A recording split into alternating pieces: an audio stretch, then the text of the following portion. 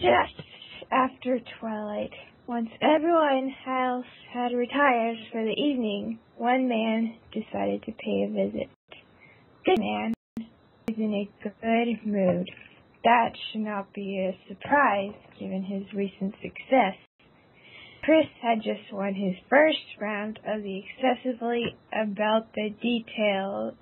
Wait, the first round of the contest. His win was a big upset. Grayson was expected to easily capture an all but certain victory. Chris did not think excessively about the details, such as the fact that four of the individuals had also beaten Grayson. None of that mattered. He had beaten everyone at a test that no one thought he would win at. Chris continued to waddle toward Norman's boat. While not as big as Brett's boat, it was still an unusually large boat for a young man to bring. His mind drifted as he contemplated all the possible things that this boat might be used for. Perhaps Norman is a spy and this is his surveillance boat. Yeah, that's it. Maybe Norman is ridiculously rich and has only been pretending to be living a middle-class life because he is just so modest. Then another thought popped into his mind. It's probably Randall. Chris boarded the boat and looked around for what might be the captain's quarters. There was one small room near the bow, and he assumed that Norman must be in it. He quietly crept towards the door and then pounded on it. A few seconds later, a slightly drowsy Norman opened the door. Chris, what are you doing here?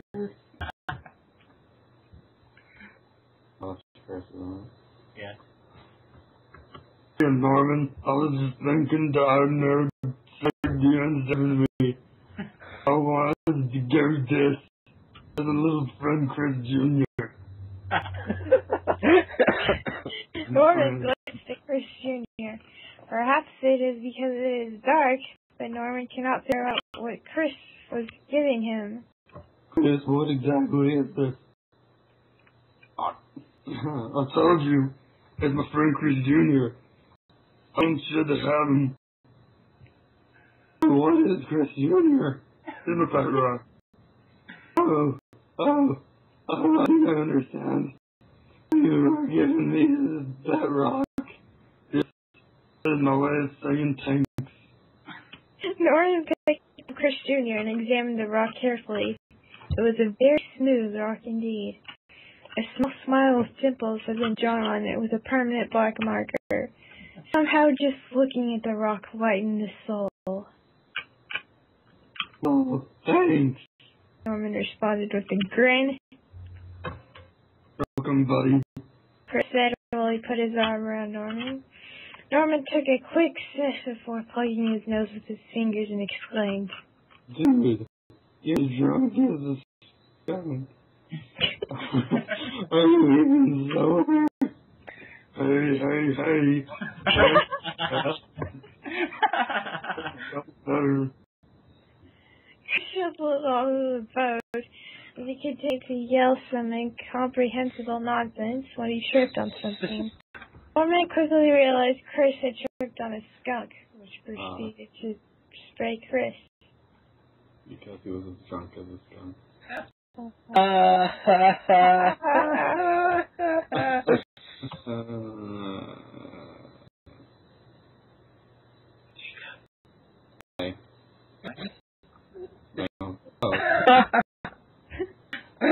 have to be more careful with my choice of words. Norman thought to himself. The next day in the early morning, Connor arrived at the Golden Hall as Lawrence had instructed him to. The Golden Hall was a two-story building made out of golden bricks. Inside, all the furniture was golden themed. It looked like a temple from Thailand, this without a Buddha statue. The Golden Hall was filled with many books, posts, and files containing important information about the Galapagos of gamers. It was truly the archive of the civilization. Connor was not sure what Lawrence wanted to discuss, but it was probably something important. After all, Lawrence is extremely serious about everything. Lawrence arrived at the front door to the Golden Hall shortly after with a large box in his hand. It looked like Lawrence was struggling a bit with the box. Connor opened the door for Lawrence to get in. Connor? Lawrence sincerely while placing the box down. Alright. I'll be brief. So you feel like you haven't done much for the Global Gamers recently? Okay. Personally, I think you have done a lot. However, I thought of something that I really would like you to do. You don't have to do it now. I'm just announcing, and I'll be announcing that a challenge later today, so it doesn't really make sense for you to do it now anyway. But when you have time, please do it. So what do you want me to do? Connor. Hang on, I'm getting there. After today's challenge, I realized we are doing a terrible job at keeping track of who is reading posts and such. In fact, if someone had taken some of their posts, we would have never known. So the solution is to set up a library system. GoG Headquarters database contains all of the information about who is accessing which post and for how long. I want you to set up this computer, connect it to the main database, and then go through our inventory of posts at the library and compare it to the records we have. If posts aren't there, it means that someone has taken them. It's okay to take as long as they return them. Anyone who has a post for a while and has not returned it is, as we say, overdue. So, Lawrence, you're entrusting me to set up a system and help organize everything. I'm gonna solve the whole point of my life, thank you, Lord, for letting down! Yay!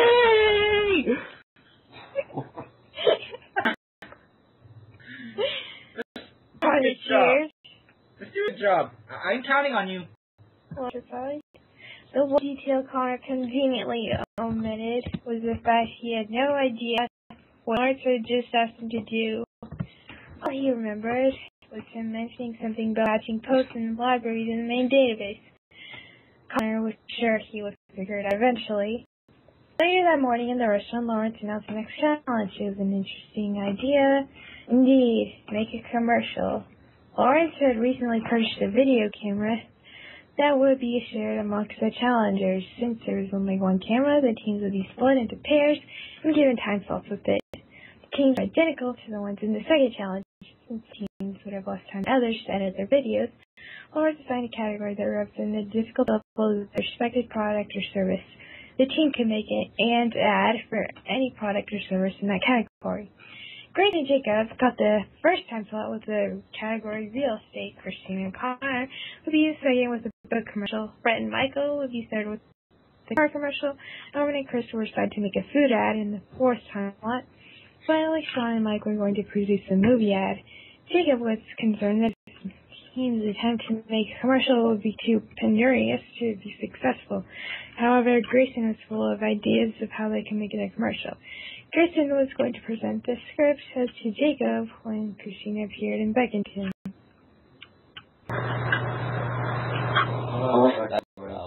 Hi. Hi. Hi, Mike. Hey. Hey, Kyle, talk to her, I don't even freaking know, man. Jacob asked. Oh? I still wanted you for the erection scene, but alright. I was thinking we can just add your voice in voice. Grayson suggested. Thanks. Jacob followed Christina. She was heading towards the all too familiar Romance Plaza. Little did you know, Christina was going to confess her love for Jacob outside that building as she started. The shipping, man.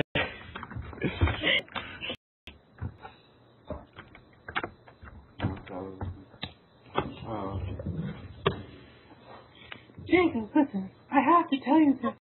I've been thinking about what I wanted our relationship to be. I realized that... Christina confessed before she abruptly stopped.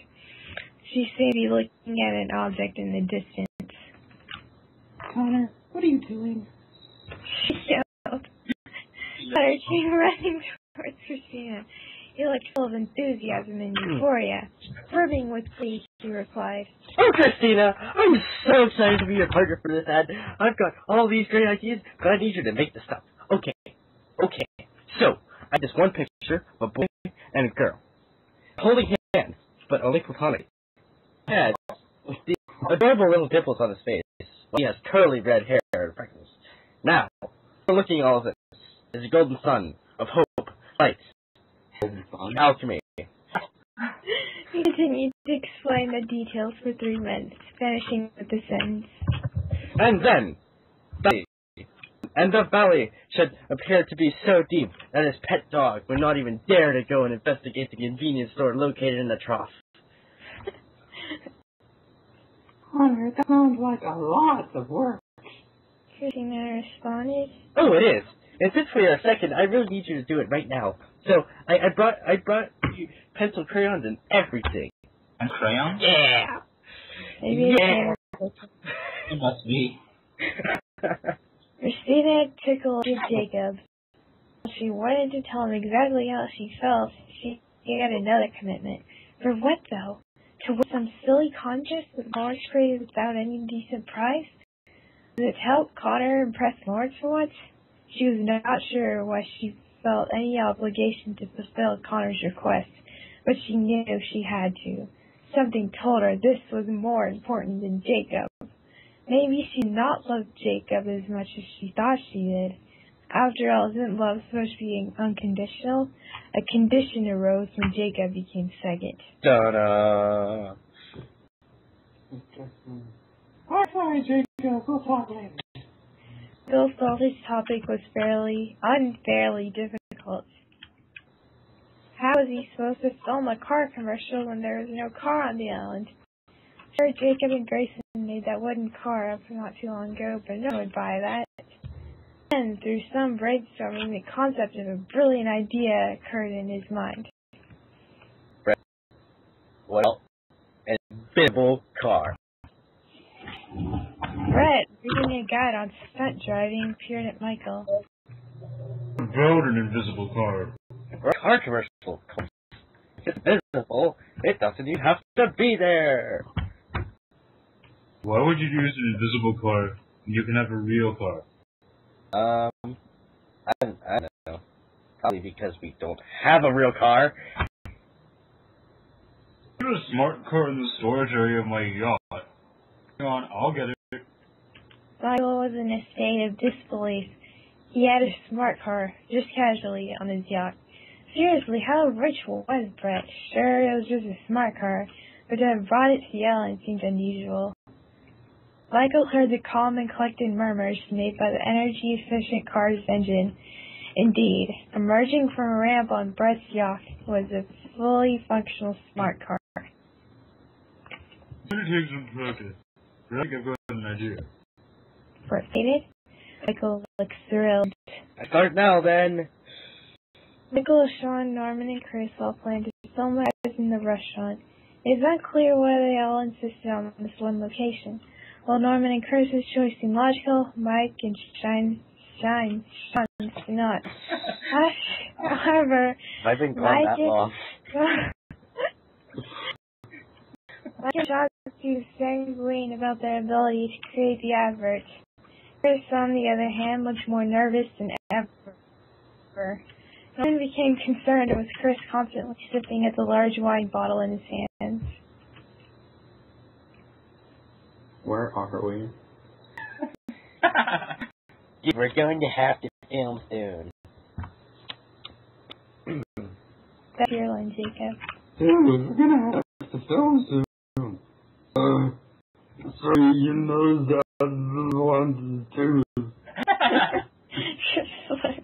don't even know what that's supposed to be. I don't know. You know that one is two. Sure, go on.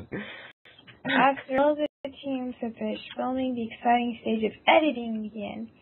Lord Sprint provided the teams with strict guidelines as to how their videos had to be edited. His rules became confusing very quickly. However, by the end of the night, every team seemed to be satisfied with the results. All the teams met carrying a DVD in hand in the restaurant. Lawrence proudly marched in and announced, "Okay, everyone. Everything is set up in the media center." "That," the community followed Lawrence's lead as they walked to the media center. The media center looked like a small community theater. Inside was a small stage and a large screen that could be used to show movies, or in this case, advertisements. All the members took a seat in the theater, and Lawrence collected all the DVDs each team had produced. Then Lawrence yelled, "First up, turn Mike's movie ad." I began with a shot of Mike in the restaurant eating a hot dog. In a deep voice, a voice over Sean's voice said, "Johnny Newton is your average American. However, he has one passion. Hot dog." The ad then showed a close-up of Mike's mouth masticating the wiener. Just when his life hit rock bottom, a glimmer of hope. Where am I going to get the remaining $13 to pay my rent? Mike's character said. He picks up a piece of paper on the ground. Hot dog eating contest where the winner wins $14? I'm in! The next scene shows Johnny Donatin doing hot dogs at an unfathomable rate. Then, out of nowhere, a man announces, "We have a winner!" And the ad just shows Johnny's eye. "You haven't just won $14. We want you for something else." The man furtively said. "You want me to be the new hot dog spokesperson?" The final scene of the ad has the camera spinning around Mike with one voice saying, "Don't do it, Johnny, I love you!" While another voice said, "It's time you learned how hot dogs are made." The screen cuts to black and Mike's voice is heard saying, "This dog contains no meat!" Flying vegetarians, coming soon to the theaters near you. The audience gave a small applause for the ad. Words patted down on the air, indicating he wanted to speak. Next up, Norman and Chris. Norman seemed to turn away from the screen, feel deep opprobrium what he and Chris created. The ad began with a shot of tearful Norman and disoriented Chris. Wow, something smells delicious. What have you got there? There again. Norman asked in an impetuous and light-hearted tone. Chris, who looked completely unaware of his surroundings, monotonously said, What? Hey. Norman looked a little shocked. I think you meant to say. Oh, yeah. Chris interrupted. He lethargically chuckled for about 10 seconds before saying, I'm making a yeah. That's chocolate cake. Norman corrected. He awkwardly paused before laughing unusually slowly. That's right. It's chocolate cake. It tastes real good, yeah. Yeah. Not paying Mormons. I got to take my oh no, Norman. My tongue can't reach it. Norman, what should I do? Let's eat this delicious cake. You can buy this and many other cakes for a low, low price of $14.99. But wait! There's more! That's how to pay $40 little crap. Chris acrimoniously criticized. 14, not 40. It's a total crap. Jew pudding pot. Why? I can't delicious. One chocolate icing was put in a pot and cooked before added to the cake at a perfect temperature. You said there'd be all this weed when you'd eat it.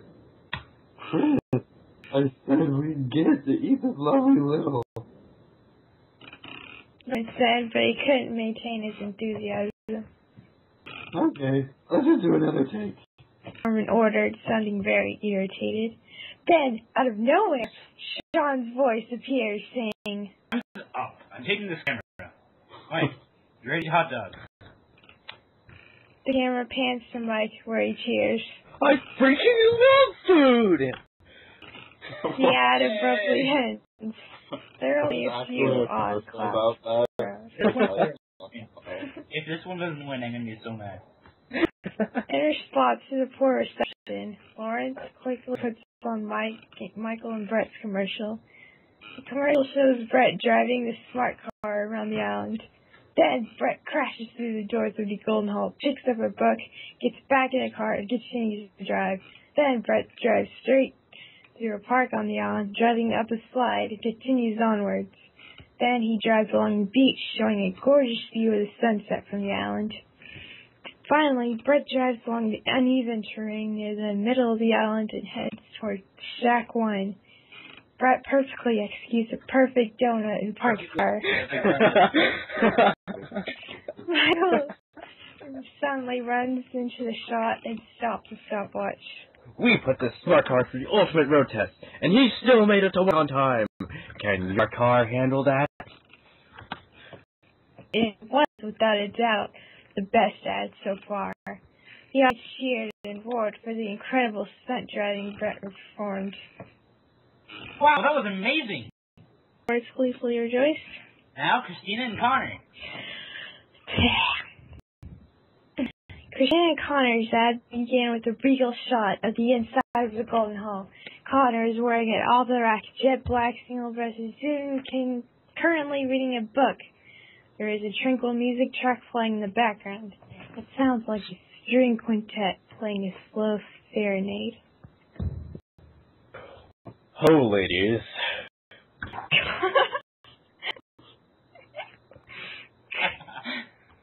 Connor announced in the most posh way imaginable.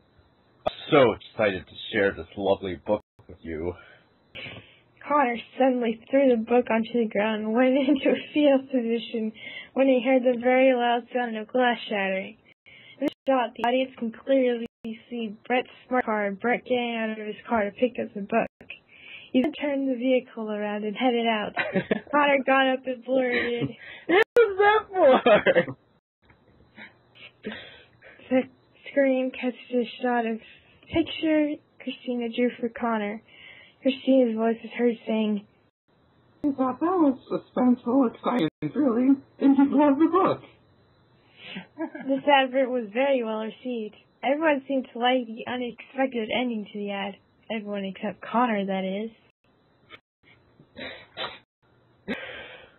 Yeah.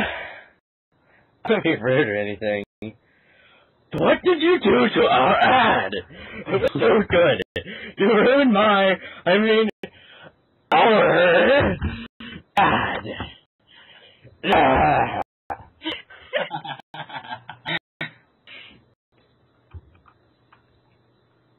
Oh. I used to say I used a different take. I kind of thought this was much better. Christina politely answered. What don't? Connor pouted. What is it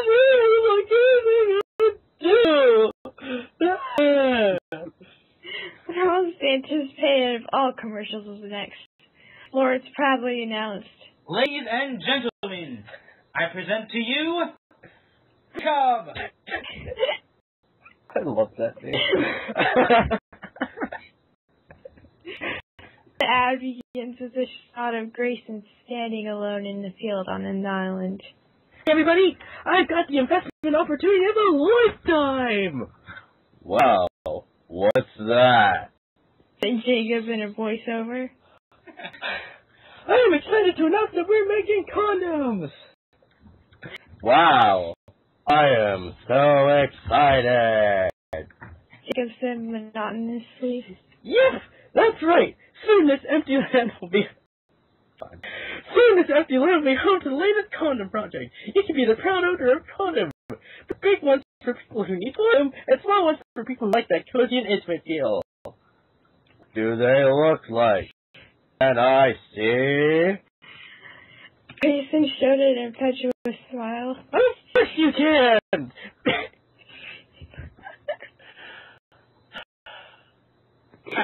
Yeah. Wait a minute.